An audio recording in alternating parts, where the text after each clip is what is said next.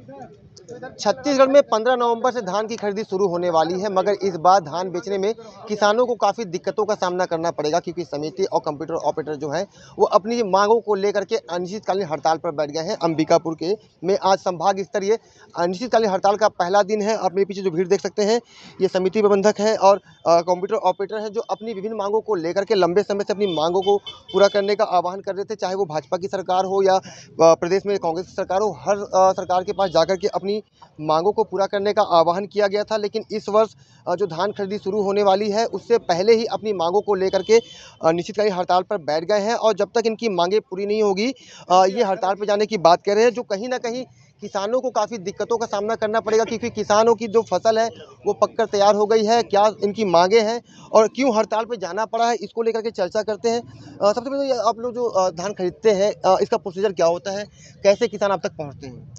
देखिए क्या है कि धान खरीदी का प्रोसेस है, जैसे हम आज के छत्तीसगढ़ महासंघ के आह्वान पे हम आज अपने धरना स्थल पे 3 तारीख से अनिश्चितकालीन के हड़ताल पे बैठे हुए हैं। हमारी एक सूत्री मांग यही है, हमारे साथ हमारे ऑपरेटर भाई और समिति प्रबंधक जितने भी कर्मचारी हैं, हमेशा ईमानदारी से निष्ठा से अपने समिति के कार्यों का निर्वहन अच्छे रूप से करते आए हैं और हर कोई भी शासन आए हमने अपना ईमानदारी से कार्य को संपादित किया है। इस वर्ष क्या है कि शासन के मनसानुसार हमारी खरीदी में कुछ बदलाव ऐसे लाए गए हैं, जिससे कि सुखद को लेके हुआ, खरीदी को लेके हुआ, उससे चलते हमको उससे थोड़ी सी परेशानियों का सामना करना पड़ा। हमारा शासन से आप लोगों के माध्यम से यही निवेदन है कि अगर शासन को लगता है कि समितियां या ऑपरेटर संघ उस कार्य को अच्छे से कर नहीं सकते हैं, तो उनका बोर्ड बना हुआ है, उनकी चीज़ें बनी हुई है, वो अपने कर्मचारी अधिकारियों से क्या बोलते हैं उस खरीदी को करवाएं और उसको जो है सुचारू रूप से संचालित करा लें। हम उनका पूर्ण रूप से सहयोग करने को तैयार हैं, लेकिन ऐसी कोई स्थिति ना बने कि खरीदी का क्या है अधिकार किसी दूसरे व्यक्ति को दिया जाए, उठाव का अधिकार किसी दूसरे व्यक्ति को दिया जाए। ऐसे स्थिति में तो फिर समिति कर्मचारी जितने भी हैं, चाहे ऑपरेटर हों चाहे प्रबंधक हों, वो तो फिर उनके मरने की स्थिति आ जाएगी। हमारा आप लोगों के माध्यम से यही निवेदन है, यही शासन से अनुरोध है कि अगर खरीदी का कार्य अगर लगता है कि समितियां अगर गलत कर रही हैं तो उसके ऊपर आप दबाव बनाइए, उसके ऊपर आप अपने जांच टीम बैठाइए और जिस भी कर्मचारी अधिकारी से आप धान खरीदी करवाना चाहते हैं, आप ईमानदारी से स्वेच्छा से धान खरीदी का कार्य उनसे करवाइए और उठाव तक उनकी जिम्मेदारी दे दीजिए। हमें किसी भी समिति कर्मचारी को कोई आपत्ति नहीं है। बिल्कुल, साफ तौर पर बताया जा रहा है कि अगर कोई गलती होती है तो उस पर कार्रवाई भी की जा सकती है। आपसे पूछेंगे, जो खरीदी हो रही है इस बार, कितनी सूत्रीय मांगे हैं आप लोगों की? खरीदी हो रही है उसमें तो सर विशेषकर हमारा सुखद का ही मेन मांग है, जो सुखद है और जो प्रासंगिक प्रोत्साहन राशि है इसको बढ़ाया जाए, क्योंकि विगत बहुत वर्षों से वही है। और काम सर बताइए, 2000 मेरे को लगता है 2003-4 से धान खरीदी चालू है प्रदेश में, और आज भी प्रासंगिक और उस पर कोई ज़्यादा वो नहीं किया गया है। और इसके बाद सबसे बड़ा जो है सुखद का ही है सर, क्योंकि सुखद अब ऐसा हो गया है कि मिलर के यहाँ जाएगा, मिलर मानने को तैयार नहीं होता है। उसका कहना हम सुखद है तो नहीं लेंगे, और हमारे लिए शासन ऐसा कुछ नियम बनाया नहीं है। वो सुखद लास्ट में पूरा सोसाइटियों पर भरपाई कराया जाता है, जो हमारा कमीशन रहता है सर उससे ही कटौती करके सुखद भरना पड़ता है, जिससे कि हम समय पे कर्मचारियों को वेतन भुगतान नहीं करते हैं। कहीं कहीं 6-6 महीना 7-7 महीना हो जाता है, उनको वेतन भी नसीब नहीं हो पाता है। तो इसलिए चाहते हैं कि शासन को इसके लिए नीति बनाना एकदम आवश्यक है सर। जो भी सुखद आता है उसका भरपाई हमसे ना करा के शासन उसको वहन करे। कब तक हड़ताल जारी रहेगी आप लोगों की? सर हम लोग का हड़ताल तो जब तक मांग पूरा नहीं होगा, जब तक कैबिनेट मंत्री के यहाँ कैबिनेट से हमारा जब तक ये मांगों पर विचार नहीं किया जाएगा, तब तक हम लोग का अनिश्चितकालीन हड़ताल चलेगा सर। जिले में कितनी समितियां हैं और अभी वर्तमान में आप लोग जो हड़ताल में बैठे हैं उससे कितना परेशान होंगे किसान? हमारे ज़िले में तो 46 समितियां हैं और अभी हम लोग ना पूरे संभाग के लोग बैठे हैं। इसमें हमारे साथ जो 6 ज़िले हैं, 6 ज़िले सारे ज़िले के लोग आए हुए हैं कर्मचारी हमारे, उसमें ऑपरेटर संघ के लोग आए हुए हैं और हमारे यहाँ लगभग पूरे 158 पूरे संभाग में है ना। और अभी जो नए समितियां भी बनी है। अभी जो हम धान खरीदी जो नीति सरकार के द्वारा बनाई गई है, हम उसका सम्मान करते हैं, स्वागत करते हैं, परंतु हमको अगर शासन अपने अधिकारी को बैठा के धान खरीदी कराना चाहता है, किसी भी समिति को कोई परेशानी नहीं है, कोई दिक्कत नहीं है, वो खरीदी कराए। लेकिन हमारा कहना है कि सुखद जो डीएमओ के यहाँ हमारे धान जाती है, उसमें सुखद 1-2% का जो उनका प्रावधान है वो दिया जाता है, लेकिन समितियों को नहीं दिया जाता है। और हमारा ये मांग है कि हमारे समिति में धान जैसे 1 नवंबर से अगर हम शुरू करते हैं खरीदी 31 जनवरी तक, हमारा धान पड़ा रह जाता है। और हमारा धान उठाव अप्रैल तक होता है। कई कई समिति में अभी भी धान पड़ा हुआ है। तो हमारा ये कहना है कि सुखद का एक निर्धारित मापदंड सरकार हमको भी दे, 1% ही दे दे, हम उसको मान करेंगे। और जो समिति में जो कर्मचारी या जो अधिकारी का ड्यूटी लगाया जाता है, वो समिति के कर्मचारियों के साथ उनका भी सहभागिता है, वो भी उतने ही दोषी हैं।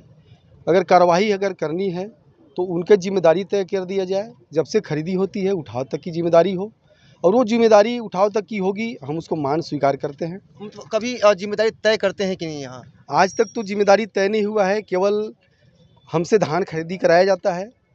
खरीदी कराते भर हमारे पास सभी विभाग के अधिकारी जाते हैं, और जिस दिन धान खरीदी क्लोज होता है उसके बाद हमको कोई देखने भी नहीं जाता है कि धान सड़ रहा है, गिर रहा है, चूहा काट खा रहा है या दीमक खा रहा है, कोई पूछने नहीं जाता है।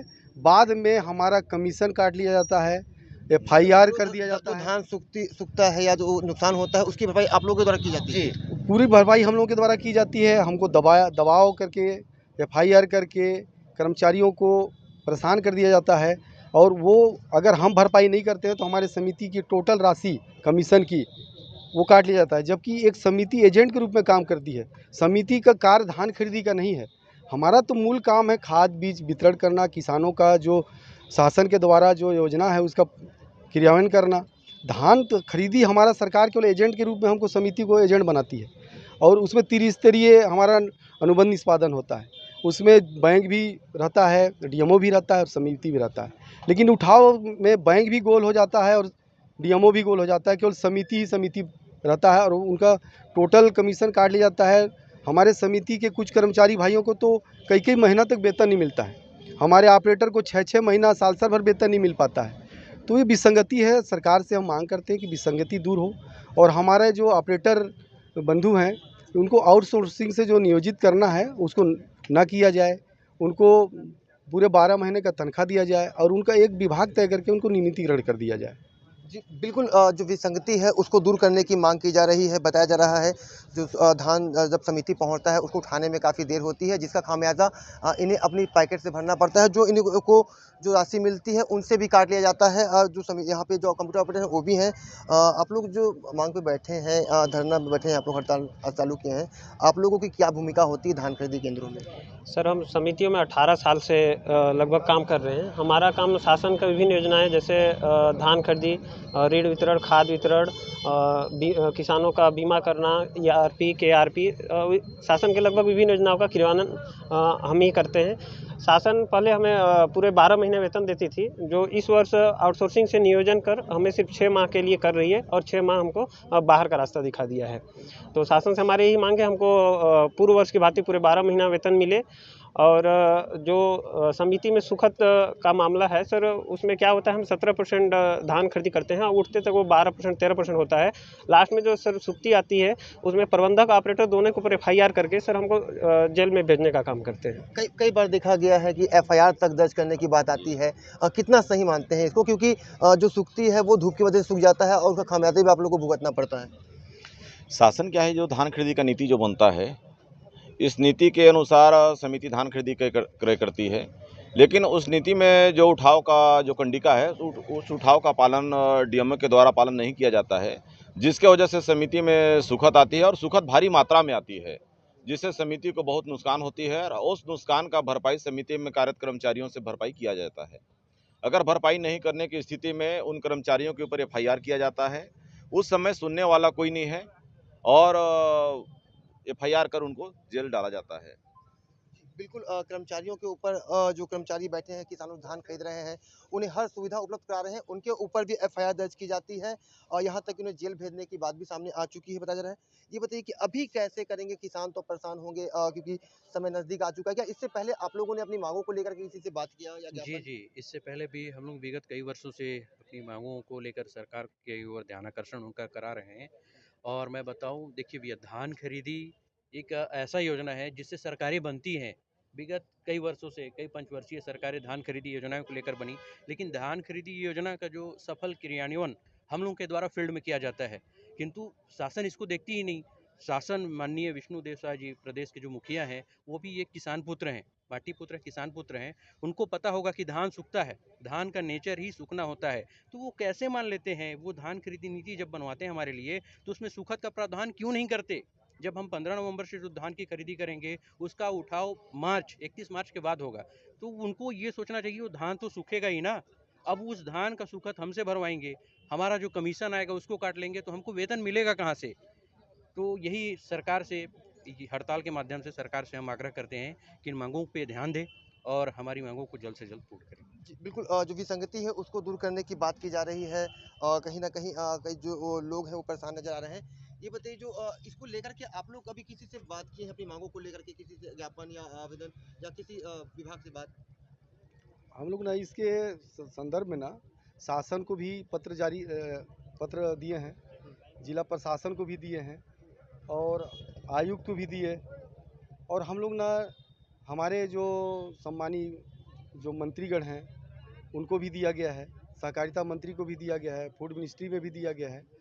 हमने ना जहाँ तक हो सका है हम अपना गुहार सारे लोगों के पास लगाए हैं, अधिकारियों के पास, कर्मचारियों के पास, उच्च अधिकारियों के पास, मंत्रियों के पास और हमारे मुखिया माननीय मुख्यमंत्री उनके पास भी हमने गुहार लगाया है। लेकिन आज तक हम लोगों का सूद लेने कोई नहीं आता और ना ही हम लोगों का सूद कोई लेता। चुनाव से पहले विष्णुदेव साय ने भी कुछ वादा किया था, शायद ऐसा बता रहे थे आप लोग कि जो आप लोग की माँगे हैं, जायज़ माँगे हैं, उनको पूरा किया जाएगा। 2021 में हम लोगों का 3 जो अभी 4 मांग है हमारे, उसमें एक मांग ऑपरेटर आउटसोर्सिंग छोड़ के 3 मांग हम लोगों का बहुत पुराना चल रहा है।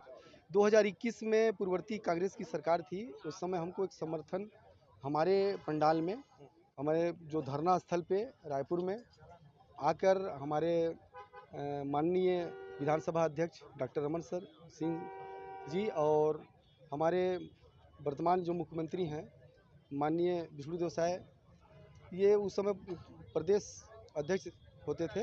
उन्होंने आके हमको समर्थन पत्र में और समर्थन भी दिया था, हमारे साथ खड़े भी थे। बोले कि ये जायज़ मांग है आप लोगों का मांग शासन को पूर्ण करना चाहिए और अभी तो वर्तमान में वो शासन में हैं। तो सहानुभूति विचार करके अगर हम लोगों की मांग को अगर पूरा हो जाता तो आज हम लोगों को इस तरह आंदोलन करने का कोई शौक़ नहीं है। हम तो शासन के सब नीतियों को मानते हैं, शासन जो नीति बनाती है उसका पालन भी करते हैं, स्वागत भी करते हैं। जी, बिल्कुल एकदम देखने वाली बात है। शासन की योजनाओं का लाभ पहुंचाया जा रहा है किसानों को। मांगे पूरी नहीं होने के बाद आज ये सड़क पर उतरे हैं और अपनी मांगों को पूरा करने के लेकर के प्रदर्शन कर रहे हैं। पूर्व में जो अभी वर्तमान में जो हमारे मुख्यमंत्री हैं विष्णुदेव साय, वो इनके साथ पहुंचे थे और साथ में खड़े होकर के इनकी जो जायज़ मांगे हैं उनको पूरा करने का आश्वासन दिया था। मगर अब सरकार में आने के बाद भी इनकी मांगे पूरी नहीं हो रही है।